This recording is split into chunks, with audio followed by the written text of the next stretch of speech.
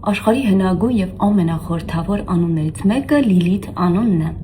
Լիլիթ անունն ունի սեմական ծագում եւ գալիս է հրեական լայլա բառարմատից, որ թարգմանաբար նշանակում է գիշեր։ Հենց այս բառարմատից էլ կազմվել է Լիլիթ բառը, որ նշանակում է գիշերային խորհրդավոր էակ։ Այս բառը որպես անձնանուն առավել տարածվել է հրեական այն ավանդության միջոցով, ըստ որի Լիլիթն էր Ադամի առաջին կինը։ Լիլիթը տրվելով սատանայական գայթակղություններին թողնում է Ադամին եւ դրախտը ու հեռանում։ Այս ավանդությունն էլ հենց դառնում է պատճառ, որ անունը կապվում է գայթակղությունների, կրակի եւ դավաճանության հետ։